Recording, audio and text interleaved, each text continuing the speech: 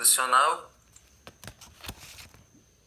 o, o estudo devocional, que é o comentário do Espírito de Profecia sobre o que foi visto durante essa semana. Essa foi uma semana maravilhosa, foi uma semana incrível, com histórias altamente inspiradoras, onde a gente vê que Deus atua de maneira sobrenatural para proteger seus filhos. E se ele fez isso com o povo de Israel naquela época, ele faz conosco também hoje. Então, aqui nós temos um comentário, onde diz o seguinte: Deus estava com os israelitas, apesar da pouca fé que eles tinham. Ele desejava ensiná-los e guiá-los em como pensar e agir como seu povo escolhido. Então, olha a misericórdia de Deus, né? Deus estava com eles, mesmo eles tendo pouca fé. Já pensou se Deus protegesse apenas aqueles que têm muita fé, aqueles que acreditam totalmente? Então, às vezes, Deus protege uma pessoa que tem uma fé pequena para que a fé dela se fortaleça, para que ela passe a acreditar. Agora, se a pessoa presencia muitos milagres, muitos livramentos e mesmo assim não acredita, então isso é como se você estivesse dizendo que o poder de Deus estivesse limitado, como se ele não existisse para você. Então, nosso dever, diante de tantas demonstrações, tantos milagres, é passar a acreditar e confiar e depositar tudo nas mãos dele sem reservas, sem apresentar nenhuma objeção. Então, Deus desejava ensiná-los e guiá-los para pensar e agir como seu povo escolhido.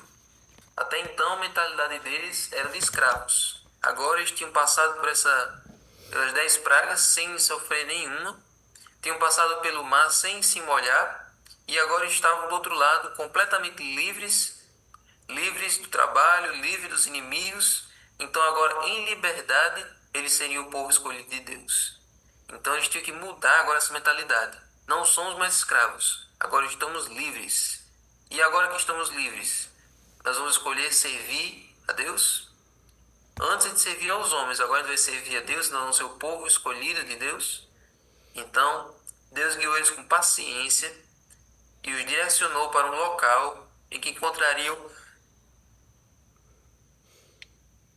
menos desafios. Ellen White explicou: os israelitas tinham pouco conhecimento de Deus e a sua fé nele ainda era bem pequena e teriam ficado aterrorizados e desanimados. Não tinham armas nem o costume de guerrear e estavam deprimidos por causa do longo período de cativeiro, além da responsabilidade que tinham com as mulheres e os filhos, ovelhas e gado. Então, por isso que eles não foram naquele caminho de 2 meses, naquele caminho mais curto. Por quê? Porque até chegar em Canaã, por aquele caminho curto, eles iriam encontrar várias guarnições egípcias. Ou seja, vários postos, vários lugares assim, onde tinha um grupo de soldados egípcios ali guardando aquele local. Então todo o exército do faraó morreu ali no Mar Vermelho, mas era o exército que estava lá na cidade, o exército que o faraó tinha à sua disposição ali na cidade. Mas tinha as guarnições egípcias por toda parte. O Egito era muito grande. Quando você fala em Egito, você pensa que é somente aquela cidade das pirâmides? Não. O Egito é um país, tamanho do mundo, não tão grande assim, mas é um país, e por todo o país tem várias guarnições militares. E era um Então, país se eles mais fossem por poderoso aquele da caminho, época, né, Davi? Era como se fosse os Estados Unidos de hoje, né? Tem bases militares em todo o mundo, né? exatamente. Então, tinha as guarnições do Egito e também tinha os filisteus. Por aquele caminho que eles estavam querendo ir, eles iriam encontrar os filisteus, e como a lição mesmo diz, eles não tinham habilidade para guerra, eles não tinham, eles não tinham nenhuma capacidade de guerrear e ainda estavam deprimidos, estavam cansados ainda, não deu tempo nem de descansarem direito, porque até as pragas começarem, eles estavam trabalhando no pesado. Aí as pragas começaram, provavelmente continuaram trabalhando, mas depois que o parafuso arrochou ali, volta a quinta, sexta praga, aí já acho que não teve mais nem como trabalhar porque as úlceras não deixavam os capatazes, né? Então, enfim, eles estavam ainda muito cansados do ritmo da escravidão. Então, para eles pegarem agora, para eles descansarem um pouco, pegarem o ritmo agora de serem livres, ia demorar um pouco. Então, não tinha como eles em 2 meses encontrarem os filisteus e do nada aprenderem a lutar. Não era bem assim. Então, por misericórdia, Deus levou eles por outro caminho, um caminho mais longo, para que lá eles recebessem a lei, para que lá eles aprendessem a depender de Deus, quando o pão e a água que eles saíram do Egito acabassem. Do que é que eles iam comer? Então, era preciso eles passarem pela experiência do maná, era preciso eles passarem por vários tipos de situações para entender que tudo que eles tinham, tudo que eles iam precisar, tinha que vir de Deus. Por isso que Deus levou eles para o caminho mais longo. Então, ao guiá-los pelo caminho do Mar Vermelho, o Senhor se revelou como um Deus de compaixão e juízo. Exatamente. Compaixão por eles e juízo contra os inimigos. Agora, depois que eles saíram do mar e começaram aquela jornada no deserto, provavelmente Moisés, que tinha sido comandante dos exércitos do faraó, ele ainda lembrava alguma coisa de como era a guerra e ele começou a ensinar os israelitas a lutar. Provavelmente ele começou a ensinar. Tanto é que na batalha dos amalequitas, os israelitas vão lá e lutam. Aquela foi o primeiro combate, foi a primeira batalha que o povo de Israel teve que travar para poder chegar em Canaã. Então eles enfrentaram os amalequitas e foi naquela ocasião que Moisés ficou no monte segurando o cajado. E aí, enquanto ele estava com o cajado para cima, ele estava orando, ele estava buscando. E toda vez que ele abaixava o cajado, sim, quando ele levantava, o povo de Israel vencia. Quando ele abaixava, o povo de Israel perdia.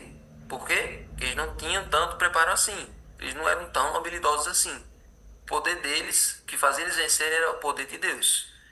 E aí foi preciso que Arão e Hur segurassem os braços de Moisés para que aquela batalha fosse ganha, que aquela batalha fosse vencida.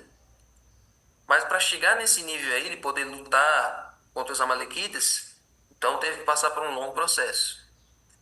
Então, a gente pode até comparar isso com a vida cristã, né?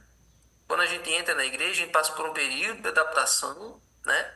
De aproximadamente 1 ano, pouco, para você aprender ali como é que funciona a igreja, para você aprender como é que funcionam as situações, para então você receber alguma função e começar a desempenhar na obra de Deus. Então tem esse período de adaptação, tem esse período que você está ali de experiência, assistindo tudo, para então poder exercer. Então com o povo de Israel foi parecido. Então agora nós vamos para a parte final aqui do estudo adicional. Abordando o cântico de Moisés, o comentário bíblico Andrews diz... Sim, esse comentário, gente, comentário bíblico, tem para comprar, cada livrão daqueles lá, mas não sei nem se eu posso divulgar isso, mas tem uma versão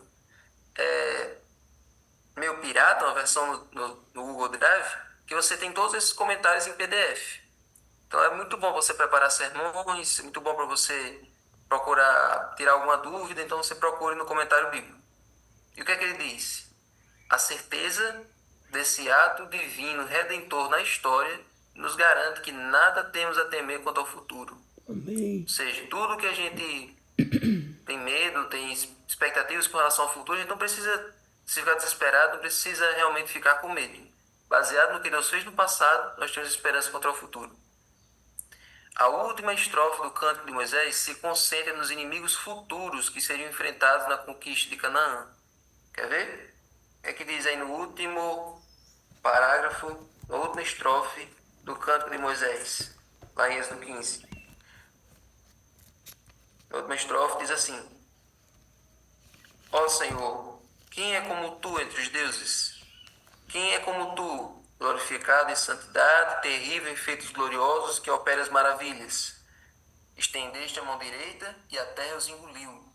Com a tua bondade guiaste o povo que salvaste, com a tua força levaste à habitação da tua santidade. Os povos ouviram e estremeceram. Agonias apoderaram-se dos habitantes da Filístia. Então os chefes de Edom se perturbam, os poderosos de Moabe se apodera temor, esmorecem todos os habitantes de Canaã. Sobre eles cai espanto e pavor, pela grandeza do teu braço emudecem como pedra, até que passe o teu povo, ó Senhor, até que passe povo que adquiriste. Então Moisés aqui já faz uma profecia. Por causa desse acontecimento aqui do dia de hoje, todos os povos de Canaã agora estão morrendo de medo. Todos os povos de Canaã agora eles estão tremendo na base, porque o Deus que está livrando esse povo está levando eles para a terra deles, está levando eles de volta para Canaã. Então, gente, todo aquele período dos 40 anos do Êxodo tanto serviu de preparação para o povo de Israel, mas também de oportunidade para aquele povo, aqueles povos de Canaã saírem do meio, darem espaço para o povo de Israel, ou se não se converter ao Deus de Israel. Então tem gente que diz, mas Deus foi muito cruel, mandando Josué destruir aquelas cidades, fazer tudo aquilo, destruir homens, mulheres e crianças que estavam lá em Canaã. Deus foi muito cruel, muito impiedoso. Por isso que surge aquela expressão, o Deus do Velho Testamento é assim, assado.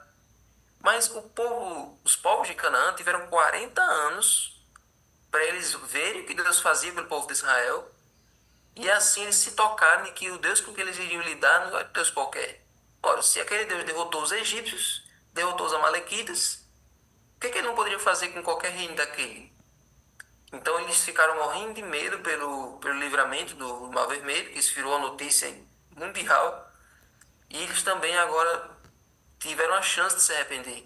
Mas, como vocês sabem, ficaram cada vez mais duros e colheram as consequências. Foram destruídos. Então, por causa do braço grandioso de Deus, eles emudeceriam como pedra. Quando nos deparamos com certas impossibilidades, quando nos sentimos encurralados e não sabemos para onde ir, podemos encontrar segurança no Cântico de Moisés, pois ele celebra um grande acontecimento na história do povo de Deus. E como vocês todos sabem, talvez Mãe Dava falou disso ontem, que a lição fala disso ontem, na quinta-feira. Esse Cântico de Moisés será o tema da libertação dos salvos quando tudo isso aqui passar. Quando Deus nos livrar do mal, quando Deus varrer todos os povos da terra, quando Deus destruir esse mundo para criar novamente, os salvos vão cantar um cântico, e esse cântico vai ser um medley do Cântico de Moisés com o Cântico do Cordeiro. Então, olha aqui o que diz o Patriarcas e Profetas. Quem me oferece sua gratidão, diz o Criador, honra-me. Todos os habitantes do céu se unem em louvor a Deus. Vamos todos aprender o Cântico dos Anjos agora, para que nós possamos cantá-lo quando nos unirmos ao seu grandioso coral. Então, um dia, todos nós vamos nos juntar com salvos de todas as épocas. Hoje nós sabemos que todo mundo fala línguas diferentes, mas lá no céu nós vamos ter uma língua só. Todos os salvos vão aprender a língua do céu, a língua dos anjos. Então vão se juntar salvos de todos os lugares, todas as épocas, junto com os seres viventes que tem lá do lado do trono, que já louvam a Deus o tempo todo, e com todos os anjos, miríades e miríades de anjos, para cantarmos esse cântico aqui, o Cântico de Moisés e o Cântico do Cordeiro, o cântico daquele que passou pela morte, mas ressuscitou, o cântico daquele que deu a sua vida e devolveu, e voltou a viver e nos dá a vida eterna. O cântico daquele que hoje nos livra. Hoje ele nos livra do poder do pecado, mas um dia vai nos livrar da presença do pecado de uma vez por todas. Esse é o canto que nós vamos aprender e nós vamos cantar lá, todo mundo junto. Hoje a gente tem pessoas desafinadas, pessoas que não têm habilidade de cantar, mas quando nós recebemos a língua do céu, quando todas as palavras vão ser insuficientes para descrever a nossa gratidão, Deus vai preencher a nossa língua em louvor e gratidão a Deus por toda a eternidade. Vai ser uma coisa inesquecível. Vai ser quando a gente vê um coral cantando, a gente já fica maravilhado. A gente vai lá para o evento de Mossoró, em Demóstenes, e vê aquele coral cantando e pensa, vixe Maria, eu nunca vou conseguir cantar desse jeito. Imagine no céu como é que vai ser isso. Então, no céu vai ser aquilo ali 1000 vezes melhor. Todo mundo cantando em uníssono. Todo mundo cantando uma voz só. Digno é o Cordeiro que foi morto de receber a honra, glória e poder por todo sempre. Esse é o nosso louvor a Deus. Mas não devemos deixar para louvar somente lá. podemos louvar desde aqui, porque Deus já nos liberta desde hoje. Um dia vai nos libertar definitivamente, mas todos os dias tem um mar vermelho que a gente cruza e a gente chega do outro lado intacto. Todos os dias o mundo passa por pragas, por pestes, e a gente passa livre, a gente passa ileso, porque nós temos um Deus poderoso que cuida de nós, que nos protege, que nos livra e que nos ama acima de tudo. Então louve esse Deus hoje, para que um dia você possa louvar lá no céu. Amém? Amém. Senhor Deus, muito obrigado, Senhor, por essa lição maravilhosa. Nos ajuda, Senhor, a ser gratos. Nos ajuda, Senhor, a te louvar com a nossa vida. Que nossos atos, nosso comportamento sejam um sacrifício de ações de graças a Ti todos os momentos. E agora, Senhor, cuide de cada um de nós aqui. Que um dia possamos estar lá todos juntos no mar de vidro, louvando o Cordeiro para sempre. Amém. Agora, Senhor, abençoa o estudo do livro. Nos ajuda, Senhor, a ter saúde para testemunhar do Teu nome. Em nome de Jesus. Amém. Amém.